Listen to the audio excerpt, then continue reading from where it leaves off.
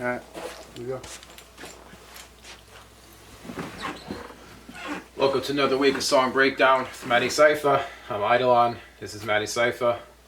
This week we're covering the song Made Me Insane off of No Turning Back, Volume 1. Volume 1. So the first No Turning Back. This is an important song. This was one of the first songs written. This was the first song. So let's get right into it. Okay. When did you write this song and record it?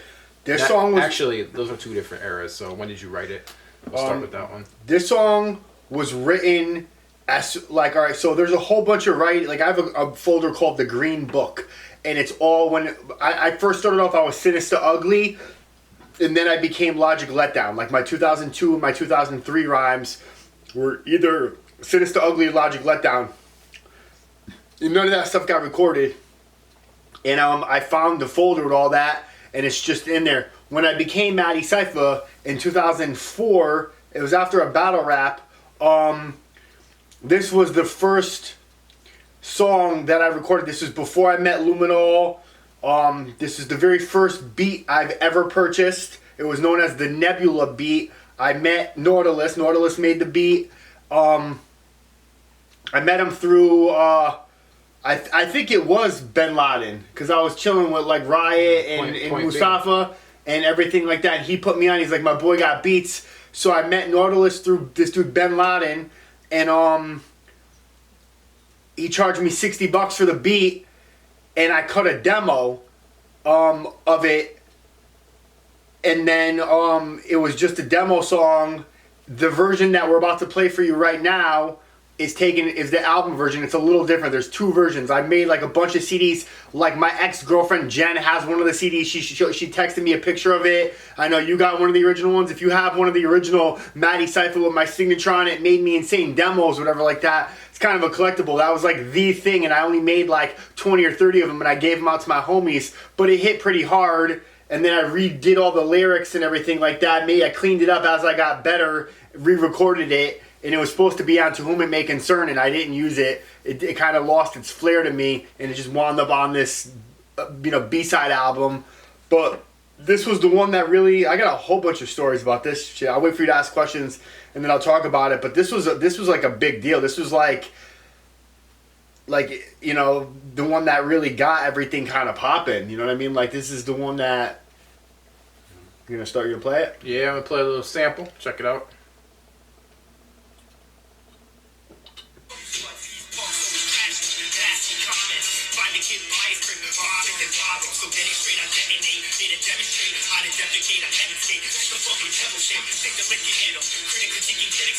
Criticism. I strictly spit the wisdom. Skip the catechism. Yo, I stick with vandalism. Back to vandalism. I went and hacked the system. Voicing your voice, speakers, yo. Bombs are in the trunk. They saying bonds are pumped up in ponds with the ducks. Swim with the fishes. Make these bitches can't rest. Put piranhas in the water. Slaughter fresh flush. And it's a mess. This world is what made me insane. All the pain in my brain slicing through my veins. Got no aim. Backing up that claim. Just looking up, point the flame, and I'm gone. This world is what made me insane. All the pain in my brain slicing through my veins. Got no aim, backing up that claim. Sick and tired of your bullshit games, and I'm gone. I'm at so my flexible, I'm nice and you're slicing you. Older now, I'm colder now, I'm savage with an icicle of memorable malice, cause my chemical imbalance. No disrespect to Nautilus, but I wish he still made beats like that. That beat is fire. Every time I hit him up now, he sends me some beat, and I'm like, I haven't heard from him. But, not really my cup of tea. I remember driving around with you at the time. This is before you even recorded it. I used to carry around a little digital recorder in the car because that was the thing to do then. Yeah. Because if you had a freestyle on your mind, you spit into the recorder. I remember those days. I remember doing that with you. You used to spit it in my car. This is when you were dating Jen. You used to spit it in my car before I drop you off, and I used to listen to it. This is one of my favorite tracks by you. This and the song Everybody. Everybody just kissed my dick. Yeah. Those are the first two. Those were the first two songs that that was the beginning of it. Now the answer is probably that you evolved, but this style of yours was one of my personal favorites because it was like a very cocky, arrogant style, versus now you're more of like a morbid storyteller. So okay, what? I didn't know that's what I was, but all right. No, it's now you're more into the ghosts, hoes, reptiles, money, and weed. Where then it was more You were just like a different I style. was raw. It was like Yeah. it was kind of like some So shit. talk about the difference in style that you from then to now. It just kind of like evolved, like the syllabic structure and everything like that. I just got older and everything like that. I don't really know how, like, evolutions just kind of happen. It's hard to explain, you know what I'm saying? Like, there's just, like, look So at when you wrote this, you weren't Madecipha yet. I was Madecipha when I wrote that. You just turned Madecipha. Yeah, it was like Madecipha was fresh off the plate, like right out the oven, you know what I'm saying? Like, This is before you incorporated all the ghosts and everything. yeah, Okay. this is before, like, way before Word is Bond was even like in the mix. Like, a lot of Word is Bond was written in like 2005, 2006, 2007. This was like the beginning of 2004. You know what I'm saying? Like, or the end of 2003. I don't remember when I became Madecipha. I remember the night that it happened.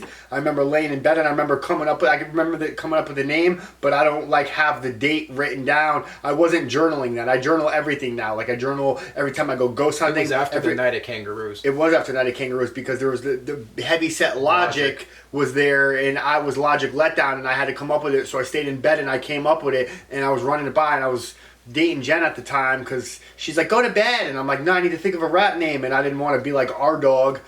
So Thinking of a rap name is hard, man. it is hard, and I came up with it, and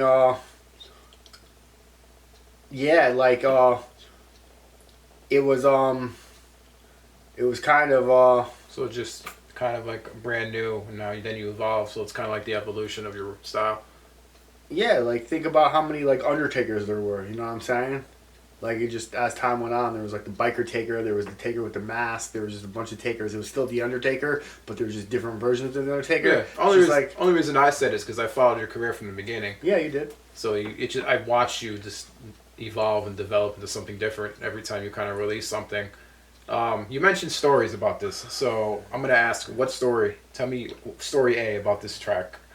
No, I shouldn't tell one of them, but I guess at this point it doesn't really matter, right? All right, so one story about this is it's kind of like an important story too. I don't want to be too graphic, but the first time I ever got laid because of rap was because of this song. Make a long story short, I was with Malefic. I was at Malefic's house, and my dreads were only like this long.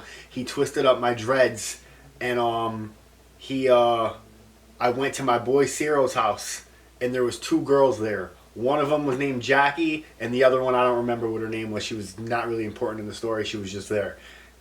Jackie was like, you're Ryan Bond. And I'm like, that's right, bitch. You know what I'm saying? Like, you know, Jamie Madrox story, you know what I'm saying? She's like, I heard you're a dope rapper. And I'm like, I'm all right. She goes, we want to hear you rap.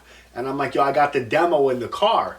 And she was like, she's like, my friend got to go home in a little while. She don't live that far. She lives like down the street. You mind giving her a ride home? And I could check out your song. So I was like, all right, cool. So she rode shotgun. The girl rode the back seat. I was like, let's go drop the girl off. Made me saying the demo version, not the version you heard, the demo version. This is the original joint. I play it for her. The girl gets out of the car, and I remember what the girl said to me. And again, I'm not trying to be graphic, and I don't want anyone getting mad at me or anything like that because it happened a long time ago. But the girl was like, I want to be your groupie. And that was music to my fucking ears at the time, bro. I was like, word. So we go back to Ciro's house. And, yo, without being too much information, I was sitting on the couch, and she was over here, and she kind of put her feet up, and she kind of like put her feet in my dick and started like massaging my dick. So Ciro was like, yo, come here. So I go and talk to Ciro. Ciro's like, yo, you can't hit it here. My mom's coming home. Call up Uncle Al. You're going to hear more about Uncle Al in 2 minutes. Uncle Al was his cousin. That was my man's for a long time. So I called up Uncle Al, who lived down the street, and I'm like, yo, I got this shorty. She's like DTF. Can I come through and smash in your basement? And he's like, yeah, no doubt. So I bring her to Uncle Al's house, and I'm hitting it in the basement, and like his little sister, who was 15 at the time, and I'm pretty sure she had a crush on me or whatever like that, came in and like freaked the girl out. The girl like literally like covered up. She was like ass naked. She had a towel on and everything like that. And she got scared, so we drove to a cul-de-sac because he lived kind of in the woods. We drove to a cul-de-sac, and I had a Honda Prelude at the time, and she kind of just hopped on it. You know what I'm saying? And the reason that like it's an important situation was, like I said, a couple people might be mad at me. I'm not going to name any names, but I mean it is what it is. But the reason it was an important situation was at that time. I mean, I'm not trying to be graphic and just tell you about how I got some pussy. Like, yeah, that's what it sounds like. But at that time, this is like when I first started rapping, I was fishing for compliments. I didn't know if I was good or not. I didn't know what was going to become of it. I didn't know it was going to become Madecipha. Now it's like I go to a concert, I leave with a girl. It's not a big deal for me to do that anymore. I'm not trying to be braggadocious on myself or whatever, but like that's happened a million times since then. But this was the first time it happened when I first cut a demo, when I'm looking for like acceptance, when I'm like, I want to be like, all I wanted to be was a rapper, be a rapper. So I had this girl. I mean, don't get me wrong, she's probably like a little slut. Like she's probably the girl at the party that if you ran a little game to, you probably could have got with her. You know what I'm saying? I'm not saying she was like whatever, but she was hot. And I had this girl who was into me because of the rap thing, and it made me feel kind of special. Because I was like, yo, I'm good. It made me feel like I'm like, yo, I'm dope. This is a good thing. And like after I got it, it was like a drug. After I hit it and then dropped her off and went home, I was like, yo, I want to do that again. I was like, I want to do this rap shit. It made me want to rap more. I'm like, yo, this is crazy. Girls are digging me now because I rap. I'm like, I can make money off this shit. In my mind, all the questions of like, is it going to work out? Am I going to do this? Am I not going to do this? Is this just going to be a hobby? Everything kind of went like that day when I like banged that girl in my car. Everything was like, put your your foot on the gas, full throttle, run with this shit as hard as you can. And after that moment, I did. I just ran with it as hard as I can, and it was because like I said, I was fishing for compliments. I had my boys like I had you gassing me up like, yo, you're dope. I had Uncle Al, yo, you're dope. I had Ciro, yo, you're dope. I had Beans, yo, you're dope. I had like my core circle of people telling me I was dope. You know what I'm saying? But here comes some little hottie chick that's like, yo, I want you. You would smash because you rap. You know what I'm saying? And I was like, that never happened before. You know what I mean? Now you become later on, like down the line, you know, there's been a bunch of girls, like Jedi Mind Tricks. Every Jedi Mind Trick show I've done, I went home with a girl. You know, I go to sell blues on my birthday show, go home with a girl. It's not like, it became kind of like, after that, it wasn't like as big of a deal, but that one time, like if I write an autobiography, that one time was like super special. That like out of all the ones that have happened, not that I forgot any of them, I remember every single one of them. All right, to put it this way, I was dating this girl named Emily. And we hung out with Shaggy Two Dope from the Insane Clown Posse on the tour bus. And I wanted to ask him a whole bunch of questions about like shows. Like they had a show called the Prom Night Massacre Show in 1996 where they had this big pink banner and everything was set up as a prom night and people came there in tuxes and dresses and everything like that. And they came out like that and they played prom queen and it was like just a themed show. And I was asking him all about it, and he's like, bro, and he told me flat out, like, he made it real simple. He's like, listen, we came out, we did dress up in a tux or whatever like that, the show was live, everything was whatever. He summed it up in like 30 seconds. He goes, I don't remember a lot about the shows. He's like, I remember which ones were like live, like Cincy might have been really live, Columbus might have been really live. He goes, I remember the after party of what girl I hung out with and what popped off after the show. And I thought that was the most disappointing bullshit I have ever heard in my life. I was so mad at that answer. I was like, really? Like, I want to hear about the fucking show. I don't care about the pussy you got after. I want to know about the show. You know what I'm saying? Years later, rewind, we did this big show called the 420 Show at Toad's Place with Jedi Mind Tricks and Apathy. I'm not trying to suck my own dick or nothing like that, but we kind of out-rocked both of them, and we were like the opening act, nowhere near as big as them. Like, if you get footage, there's footage of Apathy, he just stands there and doesn't do anything. We rocked that shit. We had the crowd going with us. I mean, we murdered that show. That show in particular, a kid comes up to me after, like years later, he comes up to me and he's like, do you remember me? And I'm like, nope.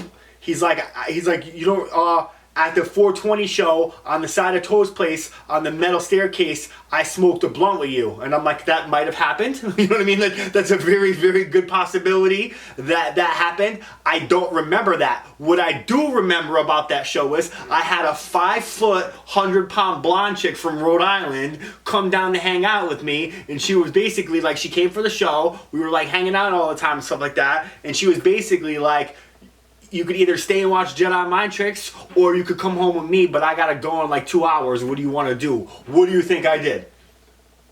What do you think I did?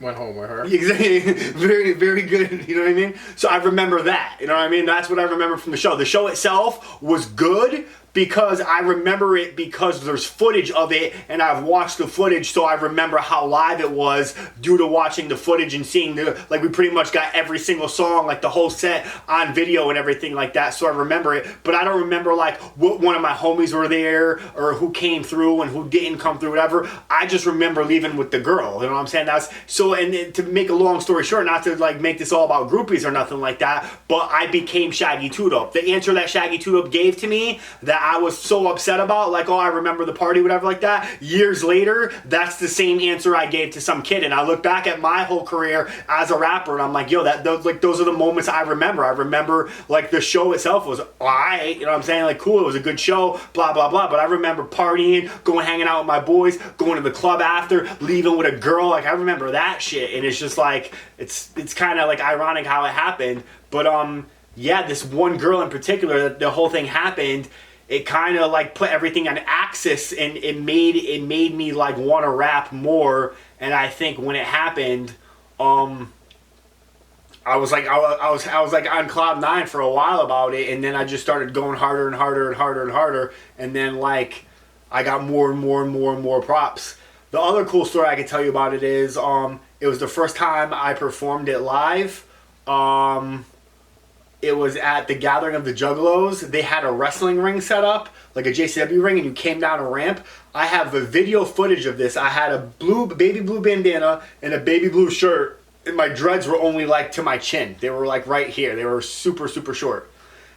I was with Uncle Al, and he had the magic blunt, and he lit the blunt, and it wasn't lighting. And he's sitting there, and he's trying to spark it, and like he just keeps puffing on it. And then it like lit up magically, and he passed the blunt around as I did Made Me Insane along the side of the wrestling ring. And I did that one song. They allowed you to go up and do like kind of like like 3 songs, wasn't it? It was one song. It was it was kind of like how, you know, what the fuck's it called when you do that? A showcase. When you go to like a spot and you get to do like a 15-minute showcase. It was like a showcase at the Gathering. I think you might have been able to do a couple songs, but I only had one, so I was just like, let me sign up and just do Made Me Insane, because that's how fresh it was. And I did that, and like I forget who it was that filmed, if it was Jen or if it was somebody else, but like me and Martone rocked, and someone that I was with, I had a little, it was straight up like camcorder styles. It was like, it's on like a VHS small thing like that. I haven't even watched the footage yet. If I ever make a Bondumentary, I have to find a way to get that footage off of that and put it onto a DVD, because I haven't even seen it yet. I have the tape, but you know what I mean? That's easy. You just need the converter to the computer. But I mean, those are two of the cool stories. I hope no one... Talking about remembering shows, I remember a show that we did. To my memory, it was one of the livest performances that I was a part of when we opened up for Mindless Self-Indulgence. Me and you got into a fight going to that show. Did we? Yeah, we punched each other a couple times. I thought that was going to Dudley Town. We got into a fight. We got into a fight then too. We up and down. But I remember like we got so mad at each other at that show. I was driving, I hit you, you were hitting me. But when we did that show, we rocked that crowd. It was a Webster, I don't remember that. It was at Webster Underground, and it was one of the livest shows that I've ever been a part of. The crowd was just it was packed because MSI at the time. I remember doing the Tech 9 Webster Underground, and it was so totally packed. And that was good too. That was really live.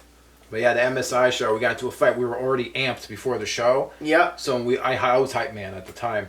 So we You came up with Modify. It was me and Adam. Yeah. And you came up with us. Yeah. What'd you do with us? I did So Far, and I hyped you on a couple other tracks. Who else was there? In my car, it was me, Adam, you. At the time, you were dating Kelly. A different All Kelly. right, so yeah, different Kelly. So this was at least 2000. So this was 2006 because I dated Kelly all of 2006. Quinnipiac Kelly. What? Quinnipiac Kelly. Yeah, Quinnipiac Yeah. Avenue Kelly. Yeah, not Quinnipiac University. How many Kellys? No, there's Kelly that I just broke up with like a month ago, and then there's Kelly from back then. Oh, only two. Yeah, there's two Kellys. No more Kellys. One of them was from 2006. One of them was from a month ago. You know what I mean? All right, yeah, cool. So I was gonna ask you who made the beat. You already went to that. The Nebula beat, Nautilus. Let's see what's next. When did you finally record this? The demo was recorded in his fucking closet, bro.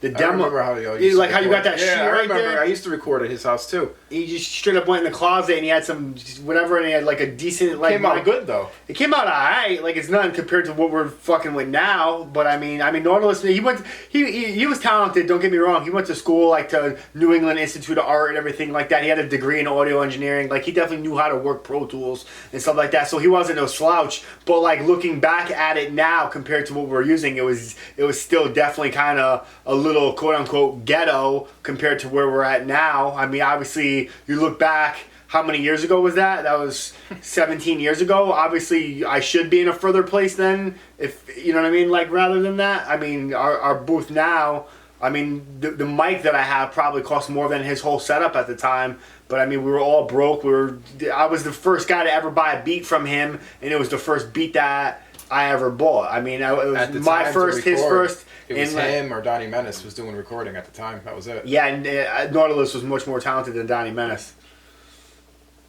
Yeah, there wasn't a lot. It was before Tom Barino came in the mix. Yeah, it was only two spots before North Branford Studio. Yeah, there was nobody really. You didn't really establish the professional setup that you have until Winchester. Do you remember the Winchester studio? With this haunted elevator? That was the first time you got... Because with North Branford, we just had a changing door with a blanket over it. We didn't have a booth yet. Then we started building the booth. Blow up our spot, bro. This is back in the day. We started building the booths, and then some shit went down. We weren't allowed to be there anymore. And then you moved to Winchester, the old gun factory. Yeah. And that's when you really established the booth setup. And then made a fire. But still, I mean, you established that, and then it was kind of just where you're at now. You got to, like, you just did the tour on YouTube. Like, you got a professional setup now. Like, you go in there, the quality is amazing, everything's amazing. It's just, we talked at the beginning. The booth I have now is the nicest one we had. And that was because there's a kid named Mike Piffington. My studio was his studio back in the day. He runs Sound Loft Studios in Brantford, which is a fucking phenomenal studio. It's like an $80 an hour studio. I recorded there once. He got his shit together. This was his studio before, so he built the studio and left it alone there with the rug still on it, and I just went in it, cleaned all the walls off. The landlady gave it to me, liked me. I made the place all nice, hung up some sandpaper, hung up some sandpaper.